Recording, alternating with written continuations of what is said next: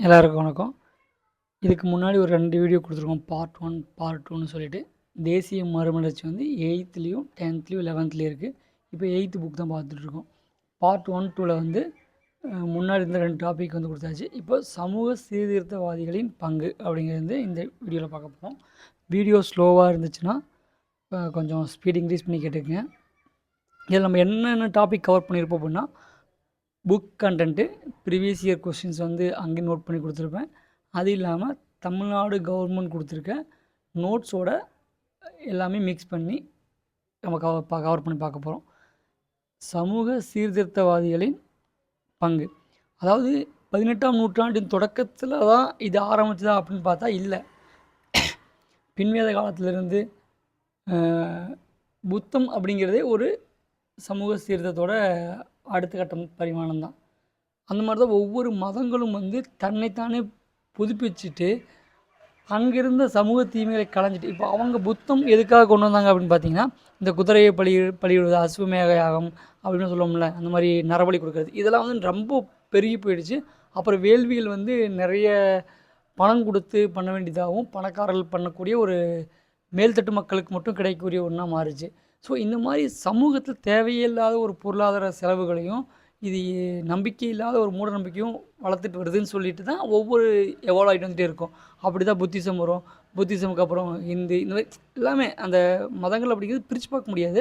ஒரு குரூப்பில் இருந்து பிரிஞ்சு இன்னொரு குரூப் வர்றது தான். சேம் தான் இந்த சமூக சீர்திருத்தம் அப்படி தான். கிட்டத்தட்ட நிறையா பேர் வந்து கடவுளே இல்லைன்னு சொல்லியிருப்பாங்க. நிறையா பேர் வந்து ஒரே ஒரு தான் கடவுள்னு சொல்லியிருப்பாங்க. அந்த மாதிரி கான்செப்டில் வர்றது தான். சரிங்க. 19ஆம் நூற்றாண்டின் 2ஆம் பாதியிலிருந்து பல சமூக சீர்திருத்தவாதிகள் மற்றும் சமூக சீர்திருத்த இயக்கங்கள் பெண்களுக்கு கல்வி அளிப்பது, அவர்களின் திருமண வயதை உயர்த்துவது, விதவைகள் பராமரிப்பது, அதே போன்று சாதி முறையின் இறுக்கமான தன்மையை நீக்குவது மற்றும் ஒடுக்கப்பட்ட வகுப்புகளை சமத்துவ நிலைக்கு உயர்த்தல், இது எல்லாமே இப்போ நம்ம சமூக நீதிங்கிற ஒரு வேர்டில் அடக்கிட்டு இருக்கோம் இப்போ இருக்கிற அரசியல் ரீதியாக பார்த்திங்க அப்படின்னா. பட் இது எல்லாமே கல்வி பெண்களுக்கு அளிப்பதை வந்து அப்போ இருந்தே ஊக்கப்படுத்திகிட்டு இருக்காங்க. அப்போது எந்த அளவுக்கு பெண்களுக்கு கல்வி மறுக்கப்பட்டதுங்கிறத நம்ம பார்க்க முடியுது. இந்த இயக்கங்களை வழிநடத்திய சீர்திருத்தவாதிகள் நவீன இந்தியாவின் முன்னோடிகள். நம்ம நவீன இந்தியாவோட முன்னோடிகள் வந்து இப்போ பார்க்க போகிறது ராஜாராம் மோகன் ராயும் வித்யாசாகரை பற்றியும் 10th புக்கில் இன்னும் கொஞ்சம் நம்ம டீட்டெயிலாக பார்ப்போம். சரி, இதில் என்ன கொடுத்துருக்காங்க பார்த்தீங்கன்னா, இந்தியாவில் காணப்பட்ட சமூக அடக்குமுறை அப்படின்னா சதியை தான் மெயினாக சொல்கிறாங்க. இந்த சதியை கொண்டு போகிறதுக்கு முன்னாடி கொண்டது அதே 1829 டிசம்பர் 4. இந்த டேட் ஞாபகம் வச்சுக்கோங்க. 1829 டிசம்பர் 4 17வது இது உடன்கட்டை ஏறுதல் அப்படின்னு சதிங்கிற வழக்கம் வந்து குற்றம் சார்ந்த கொலை அப்படின்னு ராஜாராம் மோகன் ராயோட பெரும் முயற்சிகளுக்கு அப்புறம் வில்லியம் பெண்டிங் கொண்டு வந்திருப்பார். இது ப்ரீவியஸ் இயர் கொஸ்டின் கேட்டிருக்காங்க. இந்த தடை செயலுக்கு உதவியதற்காக ராஜாராம் மோகன் ராய்க்கு மிகவும் நினைவு கூறப்படுகிறார். மேலும் குழந்தை திருமணம் மற்றும் பெண் சிசு கொலை ஆகியவற்றையும் அவர் எதிர்த்தார். இந்த ராஜாராம் மோகன் ராய்க்கு வந்து 2ஆம் அக்பர் வந்து ராஜா பேர் அவர் தான் கொடுத்துருப்பார். 2ஆம் அக்பர். இது நம்ம அடுத்த 10th புக் படிக்கும்போது நம்ம டீட்டெயிலாக பார்ப்போம். ஓகே, அடுத்து ஈஸ்வர சந்திய வித்யாசாகர். இந்த 8th பொறுத்த வரைக்கும் 1856 இந்தி விதவை மறுமணம், அதாவது விதவைகள் மறுமணத்தை ஆதரித்து இவர் நிறைய புக்ஸ் பார்த்து சொல்லியிருப்பார். நிறையா மீட்டிங் பெற்றிருப்பார். பலதார மனத்தை வந்து ஒழிக்கணும். வங்காளத்தில் தான் மேக்சிமம் ராஜாராம் முறை, ஈஸ்வர சந்திரவதி 2 பேரும் வங்காளத்துக்காரங்க தான். இந்திய சட்டமன்றத்திற்கு அவர் பல மனுக்களை சமர்ப்பிக்கிறார். மற்றவர்களுக்கு முன்மாதிரியாக அவரது மகனுக்கே வந்து நாராயண சந்திரா அப்படிங்கிற ஒரு விதவையை வந்து திருமணம் முடிச்சு வைக்கிறார். அது மட்டும் இல்லை, மறுமணத்துக்கு மட்டும் இல்லை, பெண் கல்விக்கும் இவர் வந்து முக்கியத்துவம் கொடுக்குறாரு. வங்காளத்தில் நாடியா, மிட்னாப்பூர், ஹூக்ளி, பர்த்வான் ஆகிய மாவட்டங்களில் பல பெண்கள் பள்ளிகளை நிறுவுகிறார். இதை ஸ்டேட்மெண்ட்டில் சம்டைம்ஸ் கொடுத்துருவாங்க. ஸோ இதை வந்து நீங்கள் ஒரு டைம் இந்த வீடியோ பார்க்குறீங்க, பார்த்தோன்னே அந்த புக்கை போய் ஒரு டைம் ரீகால் பண்ணுறீங்க. இங்கே எக்ஸ்ட்ரா கொடுத்துருக்க பாயிண்ட்ஸாக இருக்கட்டும், இந்த ப்ரீவியஸ் இயர் கொஸ்டின் உங்கள் புக்கில் நோட் பண்ணி வச்சுக்கோங்க. ஏன்னா அடுத்து திரும்ப இந்த வீடியோ பார்க்கணும் அவசியம் இருக்காது. நீங்கள் உங்கள் புக்ஸை வந்து ரிவிஷன் பண்ணிட்டு போயிட்டே இருக்கலாம். கந்துக்குரி வீர சோழிங்கம் பேரை பார்த்தாலே கண்டுபிடிச்சதா தெலுங்குக்காராக தான் இருப்பார் சொல்லிட்டு தெலுங்கு மறுமலர்ச்சியின் தந்தைன்னு சொல்லியிருக்காங்க. இதுவும் ப்ரீவியஸ் இயர் கொஸ்டின். நான் இங்கே சின்னதாக எழுதியிருக்கேன் அப்படின்னா கண்டிப்பாக அது ப்ரீவியஸ் இயர் கொஸ்டின் கேட்டதாக தான் இருக்கும். கந்துகுரி வீரசோலிங்கம் பந்துலு தென்னிந்தியாவில் மகளிர் விடுதலைக்காக போராடிய ஆரம்பகால போராளி ஆவார். விவேகவர்த்தினி என்ற படத்தை இதுவும் ப்ரீவியஸில் கேட்டிருக்காங்க. விவேகவர்த்தினி அப்படின்னாவே வீரசோலிங்கம் ஐயா அவர்கள் தான். அப்படிங்கிற பத்திரிகை அதாவது பத்திரிகையா இதெல்லாம் அப்படிங்கிறது நம்ம ஞாபகம் வச்சுக்கணும். விவேகவர்த்தினி பத்திரிகை, அதை வந்து கந்துகுரி வீரசோலிங்கம் தெலுங்கு மறுமலர்ச்சியின் தந்தைன்னு சொல்லுவாங்க. சென்னையில் ராஜமுந்திரி, அதாவது சோசியல் ரிஃபார்ம் அசோசியேஷன், ராஜமுந்திரி அப்படிங்கிற சோசியல் ரிஃபார்ம் அசோசியேஷனை வந்து இவர் வச்சுருந்திருக்கார், நடத்திட்டு இருந்திருக்கார். ஸோ இந்த பாயிண்ட்ஸ்லாம் முக்கியம். 1874 தனது முதல் பெண் பள்ளியை வந்து திறக்கிறார். விதவை மறுமணம், பெண் கல்வி, எல்லா சீர்திருத்தவாதிகளும் மெயினாக பார்த்தீங்கன்னா விதவை மறுமணம், பெண் கல்வி, பள்ளிகள் திறக்கிறது, இதெல்லாம் நிறைய சீர்திருத்தத்துக்காக. ஏன்னா கல்வியை ஒருத்தங்களுக்கு கொடுத்துட்டோம் அப்படின்னாவே அவங்களோட சமுதாயத்தில் வந்து ஒரு மதிப்பை பெறுவாங்க அப்படின்னு இவங்க நம்பினாங்க. அதனால தான் இப்போ எல்லாத்துக்கும் எவ்வளோ ஈஸியாக கிடைக்கிற ஆரம்ப கல்வி, இடைநிலை கல்வி, அப்புறம் பார்த்திங்கன்னா உயர்நிலை கல்வி எல்லாமே ஒரு காலத்தில் எட்டாத ஒரு விஷயமாகவே இருந்திருக்குன்னு நம்ம பார்க்க முடியுது இந்த மாதிரி டேட்டாஸ் பார்க்கும்போது. ஸோ சீர்திருத்தவாதிகள் அதிகமாக கல்விக்கு முக்கியத்துவம் கொடுத்துருக்காங்கன்னு தெரிய வருது. த விடோஸ் ஹோம் அப்படிங்கிறது 1898 கொண்டு வந்திருக்காரு. த விடோஸ் ஹோம் அப்படிங்கிறது அதுவும் கந்துகுரி அவர்கள் தான் கொண்டு வந்திருக்காங்க. 1898 இது ப்ரீவியஸ் இயர் கொஸ்டின். த விடோஸ் ஹோம் அப்படிங்கிறது. ஹிதர்ஹனி சமாஜ் அப்படிங்கிற ஒரு இயக்கத்தையும் இவர் தான் வச்சுருக்காரு. ஹிதர்ஹனி சமாஜ், இதுவும் ப்ரீவியஸ் இயர் கொஸ்டின் கேட்டிருக்காங்க. ஹிதர்ஹனி நம்ம பார்க்க வேண்டியது எல்லாமே நான் வந்து நோட் பண்ணி கொடுத்துருக்கேன். ஒரு டைம் 2 டைம் வீடியோ பாருங்கள், அப்புறம் வந்து ரீட் பண்ணுங்கள். எவ்வளோதான் வீடியோ பார்த்தாலும் ரீட் பண்ணால் மட்டும்தான் நம்மளால் அடுத்தடுத்து நம்ம புரிஞ்சுக்க முடியும். MG Ranade, PM Malabari. MG Ranade மற்றும் பிஎம் மல்பாரி ஆகியோர் பம்பாயில் பெண்கள் முன்னேற்றத்துக்கான இயக்கத்தை நடத்துகிறாங்க. ஒவ்வொரு ஏரியாவுக்கு ஒவ்வொருத்தவங்க. தெலுங்குக்கு பார்த்திங்கன்னா கந்துகுரி வீரசோலிங்கம் ஐயா இருக்கார். ஈஸ்வர வித்யாசாகர், ராஜாராம் மோகன் ராய் அவர்கள் வந்து வங்காளத்துக்கு இருக்காங்க. எம்ஜி ரனடே, பிஎம் மல்பாரி, இந்த பேரை கேட்டால் எந்த ஏரியான்னு நம்ம ஞாபகம் வச்சுக்கணும். ஏன்னா அதுவும் கொஸ்டின் கேட்குறதுக்கு வாய்ப்பு இருக்குது. 1869 ரனடா விதவை மறுமண சங்கத்தில் சேர்ந்து விதவை மறுமணம் மற்றும் பெண் கல்வி ஊக்குவிப்பதுடன் குழந்தை திருமணத்தையும் எதிர்த்தார். 1887 இந்திய தேசிய சமூக மாநாட்டை தொடங்கினார். அது சமூக சீர்திருத்தத்திற்கான ஒப்புயர்வற்ற நிறுவனமாக உருவானது.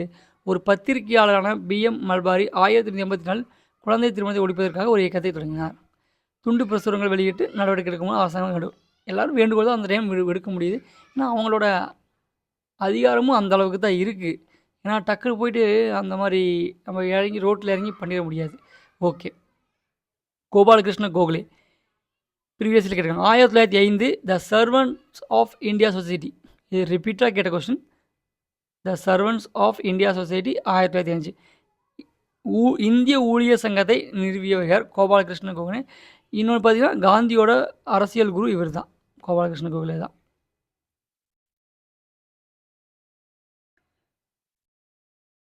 பெரியார் ஈவேரா இவங்க நம்ம தனியாக ஒரு வீடியோவில் டீட்டெயிலாக பார்ப்போம். இந்த புக்கில் கொடுத்துருக்கணும்னு பார்த்தோம், சரிங்களா. 1925 சுயமரியாதை இயக்கத்தை தொடங்கியவர். இது யாரை கேட்டாலும் சொல்லுவாங்க. 1925 சுயமரியாதை இயக்கத்தை தொடங்கியவர் பெரியார். இது previous year question. Periyar EVR தமிழ்நாட்டின் மிகச்சிறந்த சமூக சீர்திருத்தவாதியில் ஒருவர். இவர் பெண் கல்வி, விதவை மறுமணம் மற்றும் கலப்பு திருமணம் ஆகியவற்றை ஆதரிக்கிறார். குழந்தை திருமணம் சேம் கான்செப்ட், சமூக சீர்திருத்தவாதியான குழந்தை திருமணம். இது நம்ம ஒரு எக்ஸாம் பாயிண்டாலும் பெருசாக கேட்க முடியாது. ஓகே, அடுத்தது பார்ப்போம். பெரியாரை பற்றி நம்ம டீட்டெயிலாக வேறு வீடியோவில் தனியாக பார்ப்போம். பெண் சீர்திருத்தவாதிகள். இந்த பெண் சீர்திருத்தவாதிகள் வந்து அடிக்கடி ப்ரீவியஸில் கேட்ட கொஸ்டின். பிரம்ம சமாஜம் 1828, பிரார்த்தனை சமாஜம் 1867, ஆரிய சமாஜம் 1875. இது 10வது புக்கில் வந்து நம்ம டீட்டெயிலாக பார்ப்போம். இது எல்லாமே பார்த்தீங்க அப்படின்னா ஒரு ரிலீஜியன் சார்ந்ததாகவே இருக்கும். சில இடத்துல வந்து புராணங்களில் சொல்கிறது தப்புன்னு சொல்லியிருப்பாங்க. கரெக்டாக சொன்னதை எடுத்துக்கலாம், தப்பாக சொன்னதை எடுத்துக்காதீங்கன்னு சொல்லியிருப்பாங்க. பெண்கள் சுதந்திரம் மற்றும் வளர்ச்சியில் ஒரு எல்லையை நிர்ணயித்தனர். பெண்களுக்காக ஃபஸ்ட்டு இது பண்ணுறாங்க. புராணம் அண்டர்லைன் பண்ணியிருக்கிறது படித்தாலே மிகவும் போதுமானதாக இருக்கும், சரிங்களா. 1889 இந்தி விதவைகளுக்காக சாரதா சதன் கற்றல் இல்லம் அப்படிங்கிறத பண்டித ராமாபாய் அவர்கள் பம்பாயில் தொடங்கினாங்க. இந்த பிளேஸ் ரொம்ப இம்பார்ட்டன்ட். இப்போது என்ன பார்த்தீங்கன்னா இந்த வீடியோ வந்து டீச் பண்ணல, ஜஸ்ட்டு இந்த மாதிரிலாம் இருக்குதுன்னு ஒரு டேட்டாஸ் உங்களுக்கு எடுத்து கொடுத்துட்ருக்கேன். நீங்கள் தான் செல்ஃப் ரீடிங் பண்ணி இதை இம்ப்ரூவ் பண்ணிக்கணும். அப்புறம் பம்பாயிலேருந்து பூனாவுக்கு அதை மாற்றுறாங்க. அவரது முயற்சிகள்னால தான் இந்தியாவில் விதவைகளுக்கு முதலில் கல்வி போட்டணும் அப்படிங்கிறது ஒரு மேற்கொள்கிறாங்க அப்படின்னு சொல்கிறாங்க. மேலும் சென்னையில் பிரமணான சபை, அது வந்து பிரமணான சபை தான் தியோசபிக்கல் சொசைட்டின்னு சொல்லுவாங்க. இது அன்னிபெசன்ட் அவர்களும் வந்து இணைஞ்சிருப்பாங்க. அடுத்த லைனில் சொல்கிறாங்க பாருங்கள். இன்னொன்று, பண்டித ராமாபாய் அவர்கள் வந்து ஆரிய மகிழா சமாஜ் 1882 இயர் முக்கியம், முக்தி சதன்னு சொல்லுவாங்க. சரிங்களா? இதுவும் ப்ரீவியஸ் இயரில் கேட்டிருக்காங்க. பெரியாரின் கருத்துக்களால் மிகவும் கவரப்பட்ட மற்றொரு சீர்திருத்தவர் டாக்டர் தர்மாம்பாள் அவர்கள். அவங்க வந்து விதவை மறுமணத்துக்கு ரொம்ப ரொம்ப முக்கியத்துவம் கொடுக்குறாங்க. பெண் கல்வியிலும் ஆர்வம் காட்டுறாங்க. சீர்திருத்தம் டாக்டர் முத்துலட்சுமி அம்மையார் இணைந்து தேவதாசி முறை, தர்மாம்பாள், முத்துலட்சுமி அம்மையார் அவர்கள் எல்லாமே இணைந்து தேவதாசி முறைக்கு எதிராக மூலூர் ராமாமிர்தம் அம்மையார் குரல், 3 பேரும் இதுக்கு இது பண்ணுறாங்க. மூலூர் ராமாமிர்தம் அம்மையார் நினைவு திருமணம் 1989 கொண்டுறாங்க. இது வந்து அந்த ஃபஸ்ட்டு அந்த இது கொடுத்துட்டு இருந்தாங்க இல்லைங்க, அந்த கோல்டு இதெல்லாம் இவங்களோட பேரை வச்சு தான் கொடுத்துருப்பாங்க. 1989 அந்த உதவி திட்டம், அந்த உதவி திட்டத்து பேர் மூலூர் ராமாமிர்தம் அம்மையார் நினைவு திருமண திட்டம். இப்போ பார்த்தீங்கன்னா அதை சேஞ்ச் பண்ணிட்டாங்க, அதை புதுமை பெண் திட்டம்னு சொல்லிட்டு. அதை நோட் பண்ணிக்க பாருங்க. உயர்கல்வியில் வந்து செப்டம்பர் 5, 2022 மாற்றிட்டாங்க. 1989 இந்த திட்டம் கொண்டு வந்தாங்க. ஏழை பெண்களுக்கு நிதி உதவி வழங்குறதுக்கு தான். தங்கள் உரிமைகளை வென்றெடுப்பது பெண் சீர்திருத்தம் பெரும்பாங்க.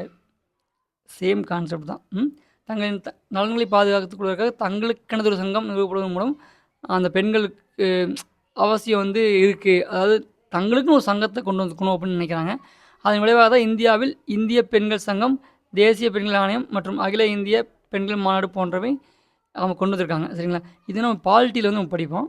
பாலிட்டியில் நான் வீடியோ போடும்போது இதை வந்து இன்னும் டீட்டெயிலாக சொல்கிறேன். இந்த பெண்கள் ஆணையம், அப்புறம் வந்து மாநாடு எங்கே நடந்துச்சு அப்படிங்கிறது. ஏன்னா இந்த வீடியோ சேர்ந்து போது ரொம்ப லென்த்தாக போயிடும், வேறு ஒன்றும் இல்லை. விடுதலை இயக்கத்தின் பெண்கள் 1957 பார்த்தீங்கன்னா நம்ம எல்லாத்துக்கும் தெரியும், ஒரு மிகப்பெரிய ஆங்கிலேயருக்கு எதிரான போராட்டம் நடந்துச்சு. அது பார்த்தீங்க அப்படின்னா இந்தியாவில் வடப்பகுதியில் மட்டும்தான் அதிகமாக இருந்துச்சு. ஹஸ்ரத் மஹால், ஜான்சி ராணி லட்சுமிபாயின்னு சொல்கிறவங்களாம் 1000 மந்தி போராடினாங்க. விடுதலை போராட்டத்தில் ஆயிரக்கணக்கான பெண்களும் அயல்நாட்டு பொருட்களை புறக்கணிக்கிறது, ஆயிரக்கணக்கான பெண்கள் கலந்துக்கிறாங்க. ஊர்வலங்களில் கலந்துக்கிறது எல்லாம் பெண்களோட இம்பார்ட்டன்ஸ் சொல்கிறாங்க. சட்டங்களை மீறுதல், இது மாதிரி நிறைய இதில் வந்து கலந்துக்கிறாங்க சொல்கிறாங்க. வேலுநாச்சியரை பற்றி நம்ம வந்து ஆங்கிலேயர்களோட தொடக்கால போராட்டத்தில் நம்ம ஐஎன்எம்லேயே பார்ப்போம். அடுத்து இந்த தேசிய மறுமலர்ச்சி முடிஞ்சதுக்கப்புறம் அந்த வீடியோவில் நம்ம அதை பார்ப்போம். என்ன தாக்கம் சீர்திருத்த இயக்கத்தினால பெண்கள் விடுதலையில் குறிப்பிடத்தக்க முன்னேற்றத்தை ஏற்படுத்தியிருக்கு. மக்களோட தேசிய விழிப்புணர்வு உருவாகியிருக்கு. தியாகம், சேவை, பகுத்தறிவு, உணர்வு இதெல்லாம் உருவாக்கியிருக்கு. சதி மற்றும் பெண் சிசுக்களை வந்து சட்டவிரோதமாக்க விதவை முறையில் ஊக்குவிக்கப்படுது, அனுமதிக்கப்படுது. இதெல்லாம் வந்து நம்ம ஸ்டேட்மெண்ட் கேட்க வாய்ப்பு இருக்குது. சுதந்திர இந்தியாவில் பெண்கள் தற்போது கல்வி, அரசியல், கலாச்சாரம், சேவை துறைகள் எல்லா துறையிலும் பங்கு பெற்று தான் இருக்காங்க. இந்திய அரசியலமைப்பு 14 சம வாய்ப்பு, சம வேலைக்கான சம ஊதியம் அப்படின்னு சொல்கிறாங்க. பட் 14 வந்து அது சொல்லாது. 39D தான் வந்து சம ஊதியத்தை சொல்லும். அது கொண்டு வந்து 1976 கொண்டு வந்திருப்பாங்க. பெண்களுக்கான அதிகாரம் அளிப்பதற்கான தேசிய, இது ப்ரீவியஸ் இயர் கொஸ்டினில் கேட்டிருக்கிறது. சம ஊதியம் வந்து 39D 1976 மறக்கக்கூடாது. இதே 39Aன்னு ஒன்று இருக்கும், அந்த சட்டத்துக்கான சேவையை பெறுவதற்கு, அதுவும் கேட்டிருக்காங்க. பெண்களுக்கு அதிகாரம் அளிப்பதற்கான தேசிய கொள்கையானது தேசிய கல்விக் கொள்கை 1989. இப்போ என்ன போயிட்டுருக்கு, தேசிய கல்விக் கொள்கை 2020. நம்ம ஒரு வீடியோவை கொடுத்துருக்கோம். 2029 தான் பிஎம்ஸ்டிங்கிற திட்டத்தை வந்து தமிழ்நாடு ஏற்றுக்கணும்னு சொல்லிட்டு இது பண்ணிகிட்டு இருக்காங்க. ஆக்சுவலாக பார்த்தீங்கன்னா 3 ஸ்டேட்டு தான் ஏற்றுக்காமல் இருந்துச்சு. அதில் வந்து இப்போ வெஸ்ட் பெங்கால் வந்து பிஜேபி வந்துட்டாங்க. ஸோ அதை ஏற்றுப்பாங்க. இப்போ 2 ஸ்டேட்டு கேரளாவும் தமிழ்நாடு தான் ஏற்றுக்காமல் இருக்குது. அந்த ஏற்றுக்காமல் மீன்ஸ் அந்த மும்மொழி கொள்கைங்கிற ஒரு சாப்டர் தான் அவங்க ஏற்றுக்க மாட்டாங்க, மற்ற எல்லாமே ஏற்றுக்கிறாங்க. அதுக்கு பேச்சுவார்த்தை போயிட்டுருக்கு. அந்த புரிந்துணர்வை சைன் பண்ணால் தான் ஏற்றுக்கணும்னு அர்த்தம். சரி, ஓகே. புதிதாக தொடங்கப்பட்ட மகிழா சமக்கியாங்கிற திட்டமானது பெண்களுக்கு அதிகாரம் அளிக்கிறது முக்கிய கவனம் செலுத்துது. அப்போ மகிழா சமக்கியா அப்படிங்கிறது பெண்களுக்கு அதிகாரம் அளிக்கிறதா வந்து சொல்கிறாங்க. 33% ஒதுக்கீடு கொடுத்துருக்காங்க. சமூக அரசியல் செல்வாக்கில் முன்னேற்றம் ஏற்படுது. 31 ஜனவரி 1992 ரொம்ப ரொம்ப முக்கியம், ப்ரீவியஸ் இயர் கொஸ்டின் இருக்காங்க. 31 ஜனவரி 1992 பெண்களுக்கான தேசிய ஆணையம் அமைக்கப்படுது. 1+5 அதோட அமைப்பு. ஒரு தலைவர், 5 உறுப்பினர்கள், NHRCன்னு சொல்லுவாங்க.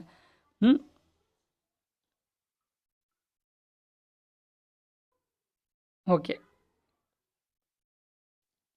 இந்த சட்டங்கள் வந்து நமக்கு பொறுத்துக்கமாக கொடுத்து கேட்டுருவாங்க. ஸோ பார்த்துக்கலாம். வங்காள ஒழுங்குமுறை சட்டம் 1884 பெண் சிசு கொலை வந்து விரோதமாக்குது. இது நம்ம அடிக்கடி பார்த்தா டிசம்பர் 4 மறக்கக்கூடாது சொல்லியாச்சு. 1829 17வது பெரிய இது பார்ட். சதிங்கிறது ஒழிக்கணும், சட்டவிரோதமாக்குறது, அதாவது குற்றம் சார்ந்த கொலைன்னு சொல்லுவாங்க. William Bentinck. இந்தி விதவை மறுமணம் சட்டம் 1856 வித்யாசாகர் கொண்டு வந்தது. சரி, அவங்களோட முன்னெடுப்பு கொண்டு வந்தது. விதவைகள் மறுமணம் செய்ய அனுமதிக்குது. உள்நாட்டு திருமணம் 1872 குழந்தை திருமணத்துக்கு தடை சொல்லுது. சாரதா சட்டம் 1930 இது முன்னாடி சொல்லியிருக்கேன், ப்ரீவியஸ் கேட்டிருக்காங்க. அப்போ வந்து ஃபீமேலுக்கு 14 மேலுக்கு 18 கொண்டு வந்திருக்காங்க. நம்ம இயரும் அந்த சட்டமும் தெரிஞ்சு வச்சுட்டா போதும். அப்போ எதுக்காக கொண்டு வந்திருக்காங்கன்னு சொல்லி தெரிஞ்சு வச்சுக்கணும். சிறுவர்கள் சிறுமிகளுக்கான திருமண வயது உயர்த்தப்படுவது.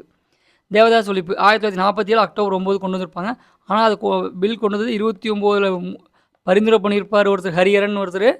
1930 முத்துலட்சுமி ரெட்டி அம்மையார் வந்து நான் சட்டமன்றத்தில் இது பண்ணியிருப்பாங்க. அதுக்கப்புறம் நிறைவேறினது 1947. எவ்வளோ 17 வருஷம் தேவதாஸ் மாதிரி ஒழிந்தது. இப்போது இந்த வீடியோ வந்து 3 பார்ட்டாக அந்த ஒரு இதை கொடுத்ததுக்கு காரணம் வந்து ஸ்லோவாக போகுதுன்னு நினைக்க வேண்டாம். ஏன்னா இதை நம்ம கிளாஸ் நிறைய எடுத்து சொல்லியிருப்பாங்க நிறையா இன்ஸ்டியூட். பட் அது எந்த நேரத்தில் ப்ரீவியஸ் இயரில் கேட்டிருக்காங்கன்னு இந்த வீடியோவில் சொல்கிறது மூலிமா உங்களுக்கு இன்னும் கொஞ்சம் புரிதல் அதிகப்படுத்தும். இம்பார்ட்டன்ஸே எப்படிலாம் கொஸ்டின் கேட்குறாங்க உங்களால் புரிஞ்சிக்க முடியும். அதுக்காக தான் இந்த மாதிரி கிளாஸ் பாயிண்ட் ஆஃப் வியூவில் போகாமல் ஒரு ப்ரீவியஸ் இயர் கொஸ்டின் எங்கே கேட்டிருக்காங்கிற மாதிரி இதெல்லாம் நான் கலெக்ட் பண்ணி கொண்டு வரதுக்கே எனக்கு ஒரு 3 to 5 இயர்ஸ் ஆயிடுச்சுங்க. ஓகே, இந்த வீடியோ உங்களுக்கு பயனுள்ளதாக இருக்குன்னு நம்புகிறேன். நன்றி, வணக்கம். அடுத்த வீடியோவில் பார்ப்போம்.